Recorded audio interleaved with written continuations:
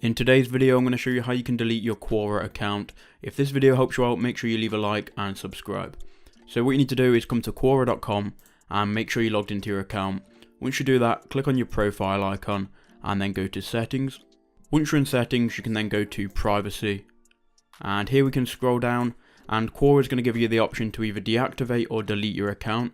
Deactivating the account basically keeps all of the content that you've ever posted on Quora, but it just opts you out of any emails or anything like that. So the only thing that's going to stay is your content, and then deleting your account is going to remove all of your content and it's going to completely wipe your account. So you can choose whichever one you want to do, then click on that. It's going to tell you it makes your content and profile inaccessible to other Quora users.